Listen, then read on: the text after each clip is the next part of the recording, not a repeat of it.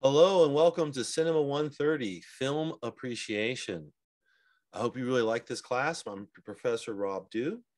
And this week, this is lecture one, week one, we're going to get into sort of the basics of Hollywood. I'm going to explain to you sort of how things work, give you a very brief history lesson, how we got where we are, talk about digital cameras, how the industry's changed.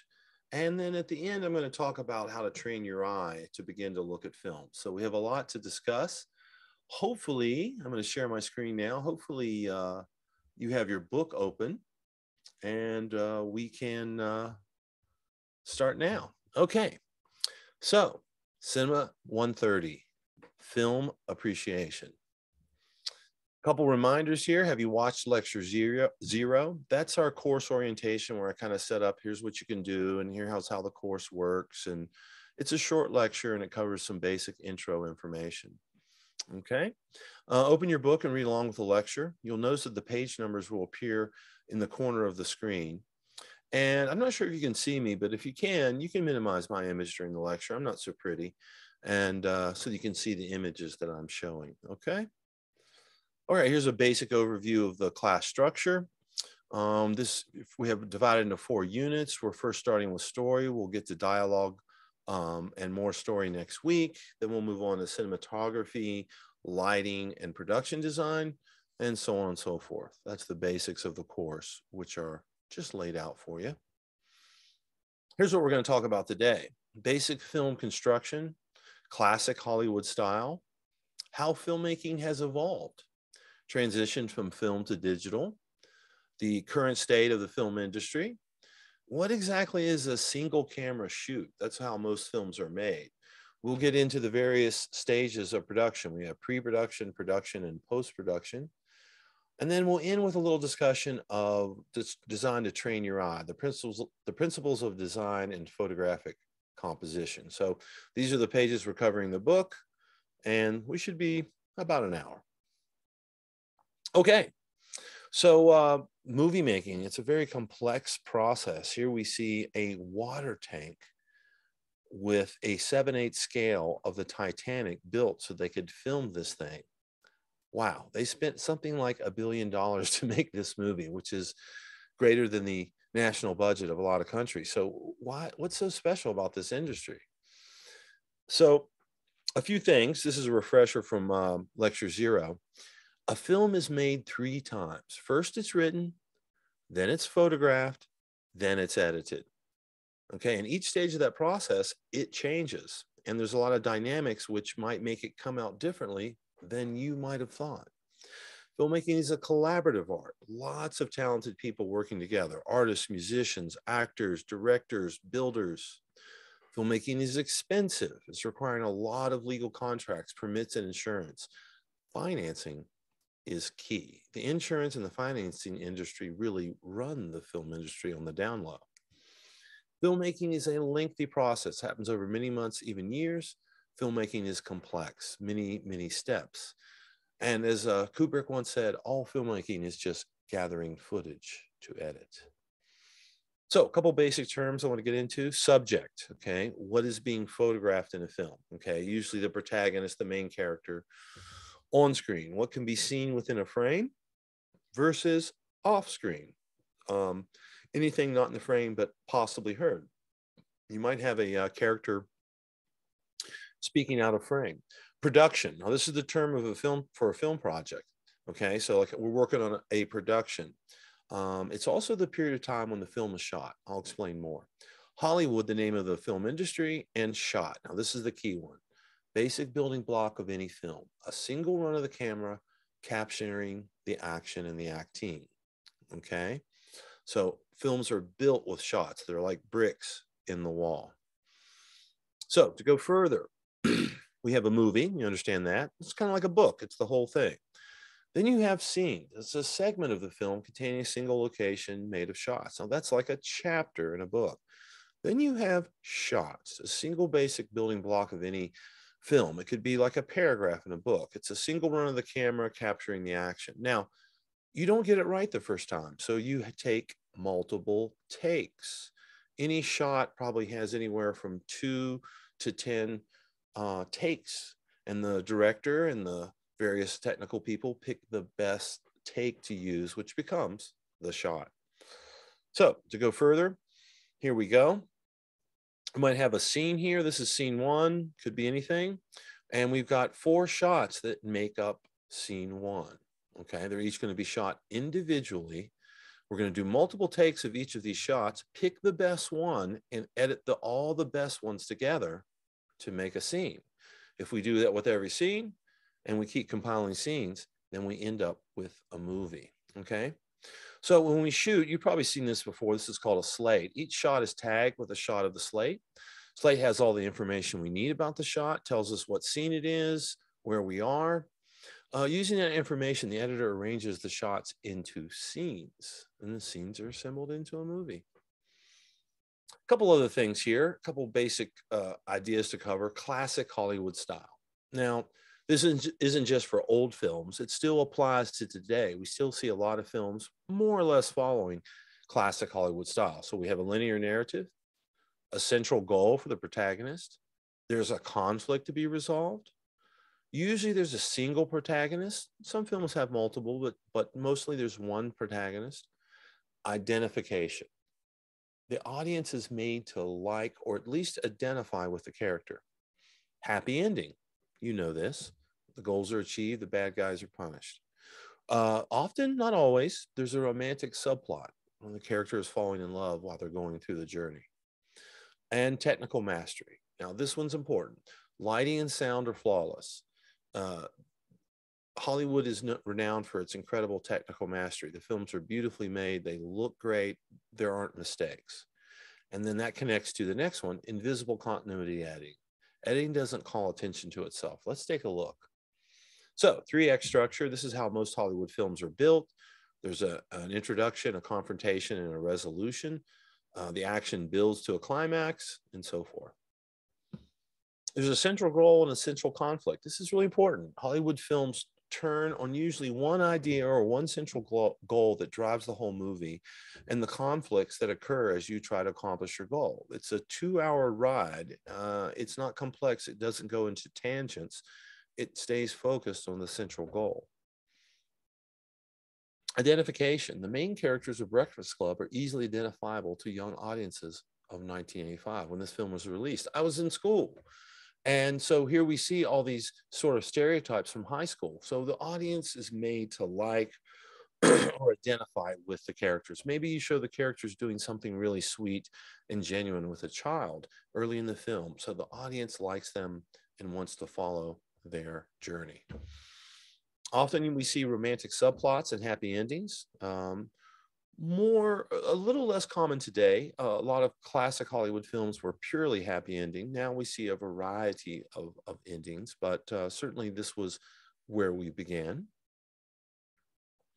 Invisible continuity editing. So here in these shots from Casablanca, you see a scene in which Ilsa comes to plead with Rick, okay? And so the shots and the angles and the way they're edited together all make sense. We call this invisible continuity editing. In other words, editing doesn't call attention to itself.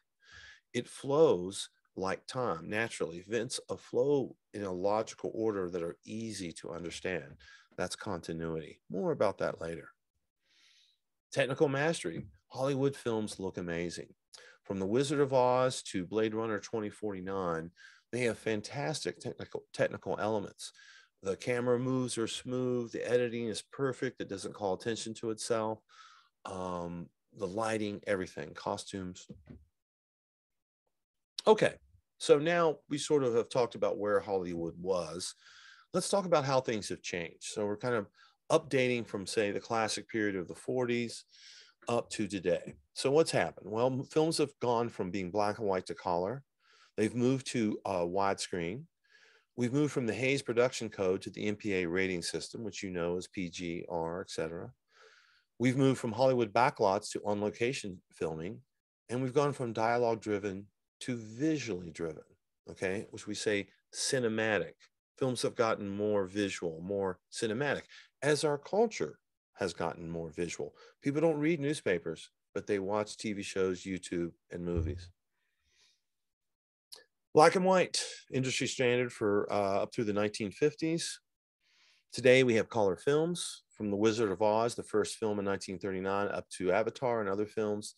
92% of films today are made in color. Now the aspect ratios change. We've gone from a more square ratio, as you see here, to a much wider ratio. In fact, the ratios keep getting wider. It looks better. It makes for a better image. Widescreen is here today, and that started in the 50s. Now, the Hays Production Code was a censorship program which restricted things like nudity, cursing, extreme violence. That's why when you watch an old film, they seem so sweet, and the events and the things that take place aren't that dramatic to you because you're used to today's standards, which is under the MPA system. So we have a rating system G, PG, PG-13. They added a bunch more, R and X. So as you go up the scale, films get more violent, and that allows all the art and all the ways of expression to exist for different audiences. So back in the day, Hollywood was particularly reliant on sets. Hollywood grew out of the television, theater, and radio industries. So they built sets and they filmed on sets. Nowadays, audiences demand live locations. They want to see much more dynamic styles of filming. So today we have on-location shooting. It gives the scene much more realism. It adds what we call production value. So in the past, Hollywood was more dialogue driven. The writers were more dominant, and characters talked a lot. A lot of the story came more from the dialogue, not exclusively, but more from the dialogue. Today, more cinematic shots where the visuals of telling the story are more important. So now here the characters, as we see, are quite far away. We're not focused on just them talking to each other. We're focused on the entire scene and what kind of beautiful image we can portray. Cinematic shots like this one from Seven. They could have shot this anywhere of the car driving up to the final meeting point, but they chose this location with its incredible architecture. I mean, what an amazing scene. It's a visually stunning, and that today's films are more visually stunning than older films, partly because of the improvements in technology and the evolution of film as art. So just to sum up, older films more dialogue driven, static camera. Newer films more visually driven, which has led to moving camera, as I try to depict here in this still shot. Modern films are more likely to shake the camera, go handheld, put the audience in the position of what the protagonists are experiencing in the film, almost sort of replicate the experience, much like a ride at an amusement park. So things have progressed. This is from The Great Train Robbery, the first Western, all the way up to Matrix and the ability to stop bullets in midair, and television as well. We've gone from I Love Lucy, a sitcom, to things like Game of Thrones. Okay, so next set of observations. We're still talking about how movies have evolved from 1940 to the really to now, but I would say everything is pretty much the same after the 1980s. I mean, the films we're talking about the 80s still apply to what we're talking about today. So we've moved from heroes to anti-heroes, from studio driven to auteur driven. That's like an individual artistic director kind of following his own vision. We've moved from happy endings to diverse, complex endings. I would say happy endings probably still dominate films, but increasingly more sad, twist, or different type of endings are explored. We moved from the star system to stars picking, financing, and directing projects, from essentially being a puppet to being the puppet master. And film industry has gone from being America's primary entertainment to one of many in the digital age. So heroes in films have changed. We've gone from the virtuous sheriff in High Noon who only does the right thing to Jack Sparrow in Pirates of the Caribbean, where he's looking out for his own interest. He's a thief and a pirate and not always trustworthy, but we still love him. He's an anti-hero, a rogue. Anti-heroes in films have become more popular. They're nothing new in a certain way, but we've seen more of those, particularly in television. Anti-heroes have grown. They're often more interesting characters because they're not driven by virtuous drives. We've gone from studio driven, which means the studios called the shots, the directors didn't have a lot of power, to more director driven, with the example of Jordan Peele. So you have individual auteurs who have a unique voice and create unique films. The studio listens to them and lets them do what they want. Films are, so for the auteur, films are a direct reflection of the director's vision, beautifully demonstrated by Quentin Tarantino. His films have a distinct style that reflects his choices. The films are more personal to the director, and audiences are very much drawn to beloved auteurs. Now, most movies have evolved to have a happy ending, but things have, again, have evolved. We see more variety in the endings. Stars used to be created, who they dated, their whole PR campaign was often controlled. Today, stars have more control in the industry, and they often are directing films, producing films, financing films, very much and very similar to the way things have progressed in free agency in sports. Now, today, movies have to compete with a growing media landscape. There was a time when they were dominant, but now you have VR and social media and books and great television. There's so many things to pull someone away from just going to the movie theater. Okay, so another major step in the evolution of where we've been to where we are now is the evolution from film as a medium to digital cinema. Okay, and that, sad to say, that is a pretty complete transition. We'll get into it. So here we see an old film camera with a new digital camera. And the transition from film to digital has happened over the last decade. And as you can see from the chart, now digital films dominate. Some films use both, which is a great technique, but smaller and smaller number of films are being shot on film simply because film is much more expensive. Digital is cheaper, easier, more efficient. There's any number of reasons. Let's get into it. So film looks like this: celluloid tape with pictures printed on them. Here's what it looks like. Those are all little pictures that, when run through a projector, create the illusion of film. I mean, it almost seems almost like a quaint technology to us now. And here we see the chart again, the transition from film to digital. This happened most primarily around 2011, 2012, with the introduction of some really good cameras like the Arriflex camera. And this chart doesn't show the full extension, but believe me, this continued. Today, 90% of films are shot on digital, and only a few select artists get to use film. So why? Why did this happen? Well, progress. Advantages of digital is it's cheaper. Okay, number one.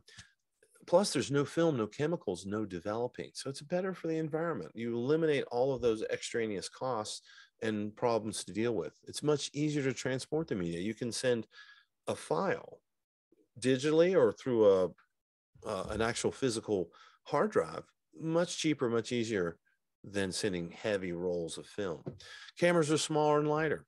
Longer takes are possible. Film, when you're shooting film, you're limited by the length of the reels, which are around 7 to 9 minutes at the longest reel. Digital, you can just roll camera all day. Okay, you don't like something, erase it, shoot over. You can immediately review the footage. So as soon as it comes up, you get a chance to look at the footage. That's huge. I mean, think about your camera. When you take a photo, you immediately get to look at it. Do you see if you want to take another?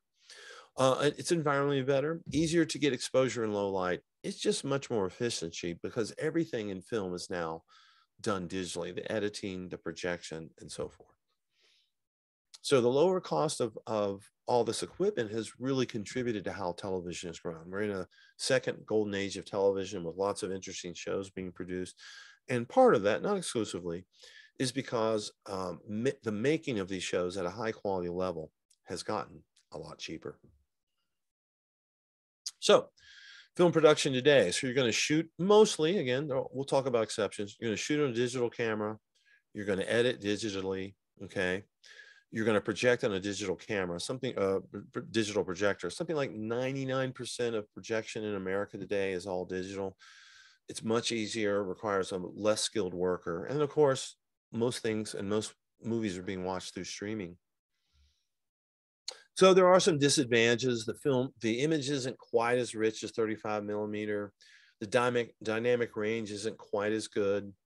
Deep blacks are tough. And, film is still favored by a lot of auteurs like Quentin Tarantino, Christopher Nolan, and generally it's reserved for more prestige projects. Okay, but I love this quote here. I'll let you read that on your own, but this is a great quote by Roger Deakins, the great cinematographer, 10 or 11 time nominee, sadly only one winner. But most people have moved on. In fact, let's take a look. Here's film versus digital. Can you tell the difference? Is one better than the other? And every year, digital gets a little bit better. So, speaking of digital, the way we absorb movies has changed. We are seeing streaming wars going on. Everyone's competing for digital eyeballs, and this is going on continuously in America. It's only going to heat up. The question is, can theaters survive streaming?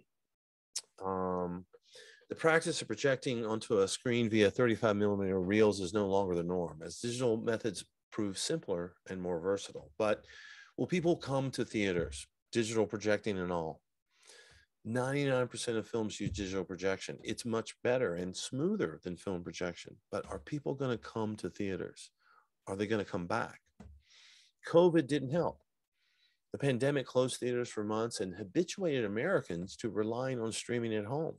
Streaming services profited. They saw an increased enrollment because of COVID, but movie-going habits diminished. And here's the ticket sales. This is what happened. Here's the COVID crisis right here. You can see what happened. Will audiences adapt? And here you see the number of theater sites have declined in America, and we see the introduction of Netflix DVDs, then YouTube, then Netflix streaming. And so competition for the film industry, at least for the theater industry, has gone up. During COVID, we saw a reduction in the number of releases. That's slowly creeping up now. And movies have other competition. Remember, pre-World War II in the 40s, radio, film, and newspaper. That was pretty much it. Now you have television, video games, internet, VR, amusement parks, social media, streaming, and things that I haven't even thought of. Streaming, of course, continues to be on the rise, very popular, numbers only growing. There has been some drawback because of the coming recession, but I don't think streaming is going away. And what we see here clearly demonstrating the pandemic, the dark blue here is digital. So we see digital really explode in 2020 and theatrical diminish, as well as physical. Physical is on a steady decline. People aren't buying DVDs to own anymore because everything is available streaming. So enough background. Now let's get into how things are really done. So in Hollywood and in most high-end television, most dramatic television, we have what we call single camera production. One camera is used to shoot most Hollywood films and TV shows. Let's take a look. So this is called single camera production. It's the process of making a film using one camera. It's cheaper. And the big issue is you have full control. So you're lighting the scene just for one camera's point of view. Okay. It's a more artistic way of approaching it rather than having multiple cameras like they do in a sitcom. And the cameras, you're just cutting back and forth between the cameras while the actors play the scene one way through. Okay. That's the difference. In filmmaking, it's single camera production. So, for example, if we have two actors talking here, we're going to shoot one shot here. Then we're going to move the camera and shoot this shot. In between, we're going to light these people and make it look as good as we can. So if we have 4 different camera angles, that's one camera moving 4 times to capture 2 people talking. Okay. It's not like you set up 4 cameras and have them all roll. That's not how filmmaking works.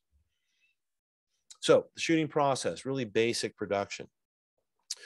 First, you're going to block the action. That's the director's job. He's going to basically say, you go here, you do this, you do that. All right. Then you're going to try to light the set. The actors are going to go away. The camera crew is going to light the set. They're going to have some rehearsal. You're going to tweak the lighting, and then you're going to shoot. Okay. And this process is repeated for each shot. Every time you move the camera, you do this over again. Okay. Because each time you're doing it, you're spending time to make the acting, the lighting, and the blocking, that's the actors moving around. You're trying to make each of those as good as you can. Okay. So just real quickly, standard shooting, you would shoot set up lighting for a master shot. So you first shoot your master shot, okay? And that's what this is, a wide master of the whole scene. Then maybe for shot two, you're going to do a medium of your actor number one, okay? You might move in for a close-up. Then you're going to move into a medium of actor number two, and then a close-up of actor number two. And each of those are separate shots with separate lighting, each taking their own time and care to set up and get right. So essentially, the actors are maybe doing the scene 20, 30, 40 times, depending on the number of takes it takes to get each shot right. Okay. So, shooting coverage. I mean, rarely do we see people putting the camera here where we're looking at profiles of the actors. For the most part, we love this over the shoulder shot in Hollywood. Okay. And very often we'll have multiple positions from which we can shoot angles to give the audience different things to look at. Okay, so now we understand how that works. Let's get into how a film happens. So first, it starts with the concept, like any book, anything. Someone has an idea, a desire. That requires development. Now, if you come up with an original idea, you don't need to get rights. But if you want to write your film about something that's happened, like someone's story or a book or anything, even a newspaper article, you got to get the rights. That takes a lot of time. Then you got to write the script and find financing. That's all happens in development. This is before the film's even really a project. When it's a real project, you're in pre-production. You've got money, you've got a script, and you're rolling. So you're doing casting, rehearsing, prepping to shoot. Then we move on to production. That's where you make the film. Then we move on to post-production. That's where you edit the film. So you write it, finance it, shoot it, edit it, and then eventually you distribute it. And that's where you get deals with theaters. Let's take a look. So development, okay?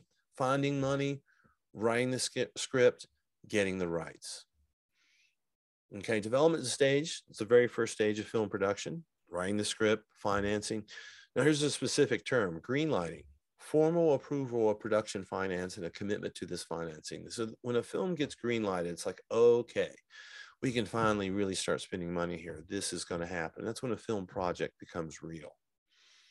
Then you move into pre-production, okay? Planning, lots of meetings, drawings, casting, scouting, lots of technical things to get ready to make the film. Okay. It's the most important phase. You're hiring staff, you're hiring all your key creative people. Who's going to be the DP? Who's going to be the production designer? You're also doing a script analysis and breakdown. And a lot of this takes place on the phone. A lot of this is verbal and agreements leading to contracts that are signed. So here's the things you're covering: financing, legalities, planning, casting, scouting, permits. You got to get a permit to shoot in locations. You can't just show up and start taking over the neighborhood. Set construction and costume building. That has to be, the designs have to be complete in time so you can get all that stuff built. Now, this phase and the entire phase, the most important person on a film is the producer. Sorry, not the director. It's the producer is the person who oversees the entire film production. They coordinate various aspects of production, selecting the script, even editing, and most importantly, financing. Okay. Most often, the producer hires a director to execute the job. Now, sometimes that works the other way. You have a director, someone like Tarantino, Scorsese, a big name. They might find someone to produce the film that they want to make. That goes back and forth. That can go either way. But generally, producers start the idea and they find a director to execute the vision. So the director is the driving creative force on a film's production, whereas the producer is going to be handling things like the business side and logistics and how things are going to work, hiring and firing. The director is mainly concerned with how the story is going to be told, working with the actors, casting, and realizing his vision for how the film should flow and look. Another important person is the production designer. The production designer is the artist of the team, and they're going to create the physical set. Everything that you look at on set, besides the actors and the lighting, is production design, right? And they work with the director. They're one of the key creatives to realize their vision. And a director and producer hire a production designer that can give them what they want. It takes time to make a movie. So here's the average length of time between starting pre-production. That means really starting to make the film, and principal photography, when you would actually shoot the film. Okay, so here you've got was this 90 days? That's 3 months. Larger films, that is sci-fi, action, and fantasy, which tend to be more technical, more involved. You've got up to 8-9 months. So it takes time to do this. Now we move on to production. We're actually making the film. Okay, the planning's complete, and it's time to shoot the film. Now, this is the most expensive aspect of filmmaking. It's the most difficult to get right. It's the most labor intensive, which makes it the most expensive. And it's the most tightly scheduled. You can't just wing it. You have to plan when people are supposed to show up and when you have them for availability. It requires lots of insurance, legalities, and permits. You can't just show up and begin shooting. It takes a lot of permission, and those cost money. Often is driven by the availability of stars, locations, and budgets, and affected by weather, illness, disease. Okay, production. That's when we're making the film. We can see how long primary photography. So this one, the shortest, is a horror film. They're usually cheaper to make, and they can be made in less than 3 months. Adventure films, action films, larger budgets, more difficult shooting, can take more than half a year, 6 to 7 months. Okay, so again, takes quite a lot of time to make a film. Now, when we're shooting, the second most important person on set behind the director is the DP. They're in charge of camera operation, lighting. They're the head of the crew, film usage and development, the camera moves. Essentially, they create the look of the film. They're their primary photographer and number one film technician on set. Now, when we're shooting, not all work is done by just one unit. That's films try to work efficiently. So you have your first unit. We're going to mainly focus on the first unit, and they're going to shoot things like all the actors, directors, and full crew. And they're shooting the dialogue, acting scenes, the things that we think of in a movie. But you also have second unit, model unit, special effects, aerial unit, so on and so forth. These folks are sometimes shooting scenes that you don't need the director and actors for, like an establishing shot. More about that coming up. Finally, we have post-production. This is after we've shot the film. It's in the can. That's what you say in the business. It's in the can, and now we're going to start editing this thing. Now, in truth, they start editing as soon as things are shot now, because digital is so fast. But when you enter into full post-production is when you've shot everything that you're planning to shoot. It's the most controlled phase of the project. Sometimes producers will even take creative control from directors. Most of this work is done on a computer by individuals working in their studio. This phase is really helped by the speed and ease of digital communication.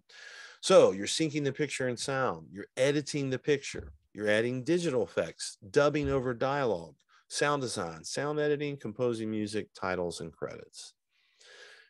So the average time between starting post-production and theatrical release, you can see that the times get really longer. This period stretches out. So even horror, which is an easier genre to produce, really takes, 10 months to produce that type of film. And then fantasy films go over a year. Okay. Again, we see sci-fi, drama, fantasy films even longer to edit. So once you've got the film shot, it's complete. You still got another year to get it right. There's a lot to do.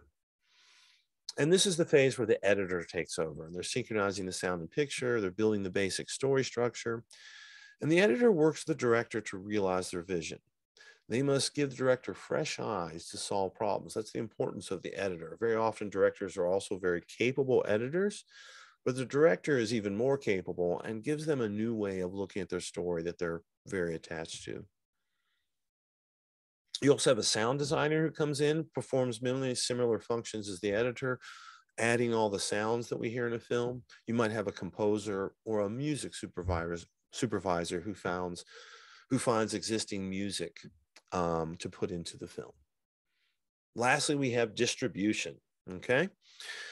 Distribution is where the money comes. So now we have to get this film out to streaming. We have to get this film out to theaters. Usually there's rules for all that. First, it's in theaters, then it goes to streaming. Those dates keep changing. This is where the money is made. And this is a whole separate side of filmmaking.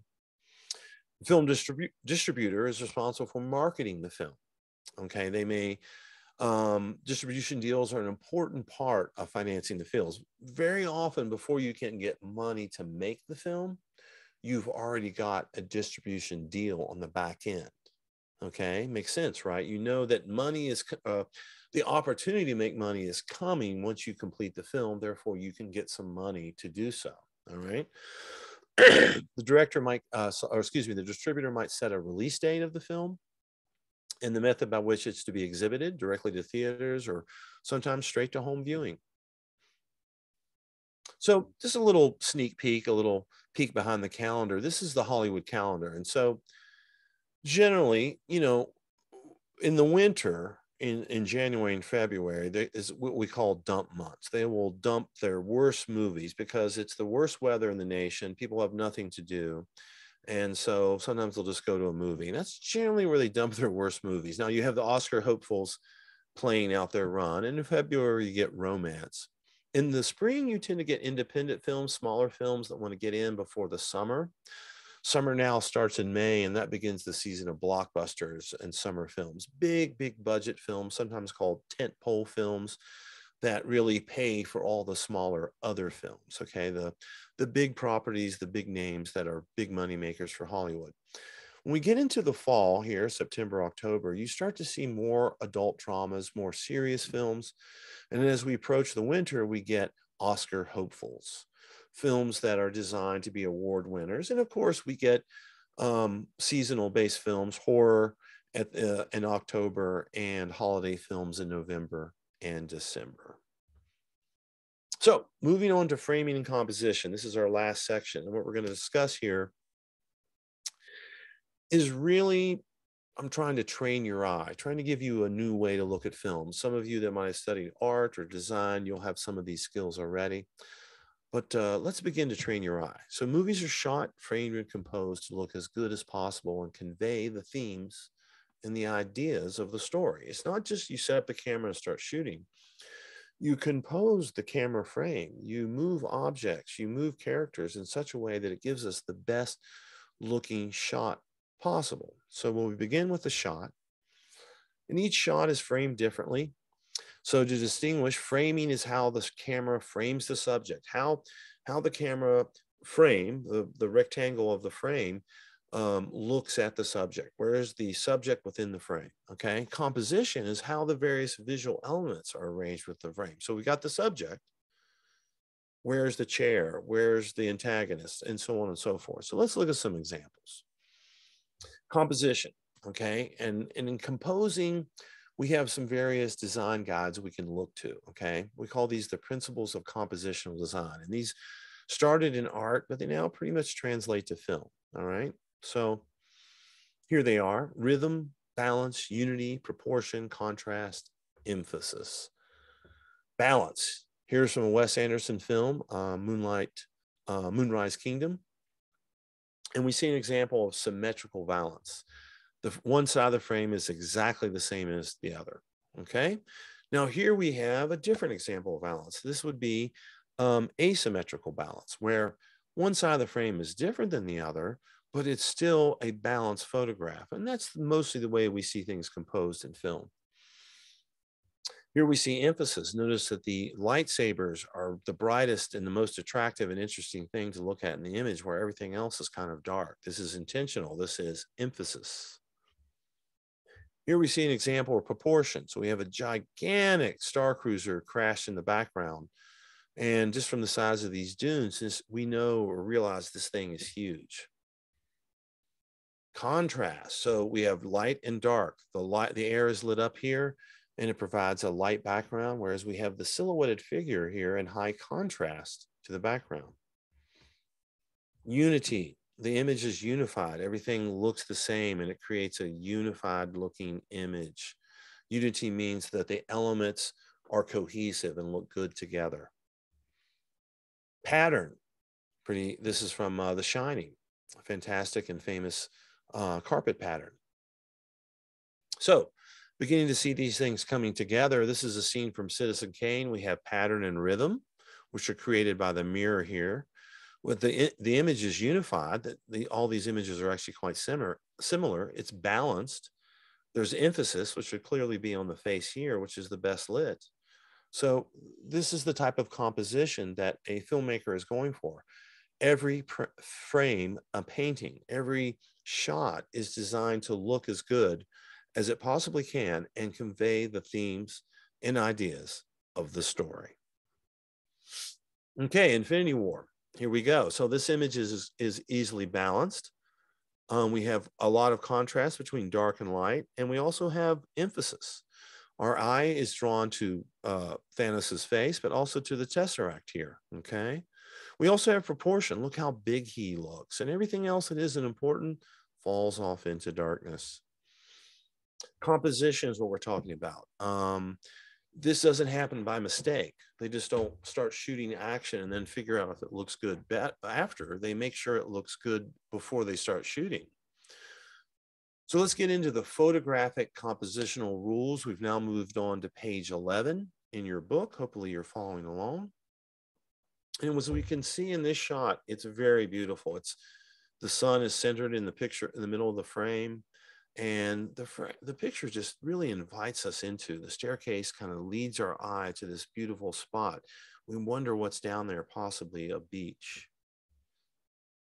First and most important rule is the rule of thirds. If you're a photographer, this is the most important one you need to know, which is this idea that when you frame your subject, in this case, a lighthouse, you put it on the thirds. We don't typically see things centered with symmetrical balance, okay? Our eye just tends to like this better. And this is part of the reason is because we have a rectangular frame, which is wider than it is tall. So when things are placed here, the image just tends to look better. This is called the rule of thirds, and we'll see this used in film after film for framing. Also in video games. This is just how visual elements are arranged in a 2D manner. In a flat frame, you're going to arrange things on the thirds rather. So balance. So here's an example of balance from the Royal Tenenbaums. This is a Wes Anderson film, which is the filmmaker we're going to be using for our one of our case studies. And so we see the frame is perfectly balanced with a nearly identical photo in the background. Now, this is asymmetrical balance, okay? The image is said to be balanced, but the two elements are not exactly equal. This is an example of symmetrical balance, nearly perfect symmetrical balance. Isn't that a great shot? It's very orderly, but life doesn't look this way very often. This is a very deliberate, this only occurs at one spot in this building, okay? And it creates what we call leading lines. As we see here, our eyes are led into the frame by these lines, which makes for an interesting frame. It makes us very curious about this person at the end of the leading lines.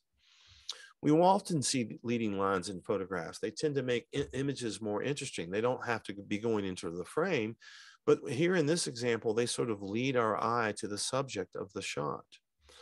Leading lines don't have to be straight. They can also be curvy. In this example, our eyes drawn into the beautiful nature, wondering where the road will take us. Pattern, beautifully explained by this shot. It's an interesting shot just because of the repetition. Pattern is any kind of repetition we see in photography, which can be used very effectively. Now, viewpoint, this is where you would put the camera. Where are you looking at the subject from? By changing your viewpoint to a more interesting perspective, you can improve the quality of your shot. In this example, we have this beautiful scenery here. I'm not sure, this might be Yosemite, and we have someone in the shot. So we're looking at this person, looking at the scenery, which really changes the viewpoint. We can kind of identify with the subject we see in the shot. Viewpoint also means putting the camera in unique places. In this case, inside of a washing machine for a character who's doing laundry. Now, when we say background, we think about the background. Clearly, this is our subject, who we can see, who's in focus and clear to us. And the rest of the background falls out of focus. But we still think about that because the information we see here, a young man at a political convention, it informs us about where he is and who he is. So thinking about the background and what we see in the background really can make a photograph. Here we have a very interesting foreground, an interesting midground, and an interesting background. All three elements of the photograph are intriguing, giving us something to look at, or sometimes background is dull or repetitive to focus on the foreground. Here, the background is repetitive, but it's really interesting, and it gives us this sense of depth. It draws our eye. It makes this flat photograph look like it has three dimensions, like it has depth.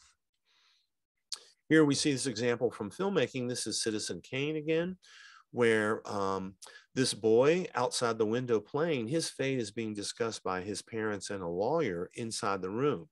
Now, notice the way that he's framed it. We have depth looking out the window, but this argument that's going on between the mother and the father is taking place while the boy stands in between them in the framing. Framing can be as simple as a frame within a frame. In this shot, we see depth, rhythm, framing. We see a repetition of images throughout the frame. The shot has depth. We're looking into it. It continues on. Here's another quick idea, cropping. So which photograph looks better? I like this one better because it focuses on the subject very clearly, a father and his daughter, presumably. This photo's okay, but we've got another family starting to get in the mix here. In this example, we see it very clearly.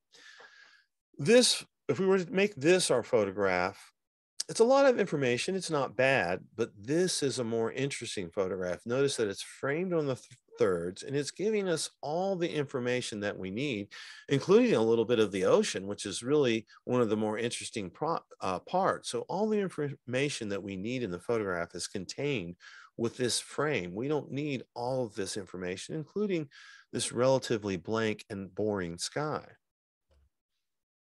Hey, don't just take my word for it. So what we're learning to do is to train our eye. So what I want you to do is, for every shot we look at in the class as we go through, think about what is the subject, what is the information in the background, what is excluded from the frame. So when we look at framing, we're asking ourselves these questions. So when we look at composition of every shot, we think about how is it balanced? What is being emphasized? What is the proportion of the subject to the background? So are they close or far? Is there any kind of relationship created there? So let's look at some examples. Here we have a classic Western from 1958. And we can see that the subject, the horse-drawn carriage here is really tiny compared to this massive, expansive background. That's proportion, that's intentional. Here we have a shot from Rear Window, clearly organized and composed on the thirds. Classic Hollywood, King Kong, 1933, once again, composed on the thirds. Here we have a shot from The Breakfast Club. Now, this shot is still balanced. It's not symmetrical, it's somewhat symmetrical. The background is pretty symmetrical, but the folks in the front, the subject, which are in focus and better lit, they're arranged asymmetrically. Here's a shot from Star Wars, Leading Lines. Here's a shot from Blade Runner. We see balance, framing. We see Harrison Ford falling off into out of focus. And we see the main subject of the film, or the main subject of the shot, rather, Rachel, who is better lit and in focus. And notice little details with the eyes. Pattern and contrast from Touch of Evil. Viewpoint. Here's a great shot from Pulp Fiction where the camera is placed inside of the trunk, and we see them having their dialogue scene while the camera's inside the trunk. Background and depth. So here, this is a shot from Rocky, and we see the background where he's jogging.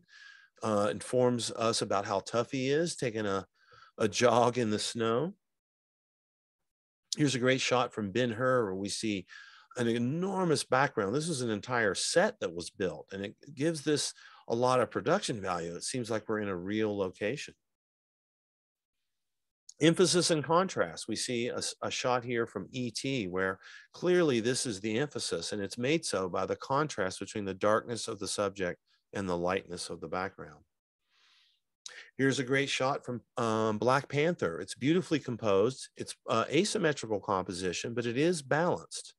And here we see the two principal figures in the shot organized on the thirds. We have the horizon line here, a little above the thirds, and it's generally a beautiful shot which conveys story and the themes of the story. Here's another one from Infinity War. Now, this was all done CGI, okay? So they filmed the characters running and they arranged them as they wanted to on the screen. But you'll notice that you can see every single character's face. No one important is blocked out. They've arranged them in such a way, they've composed them in such a way that you can make out all the various heroes doing their thing.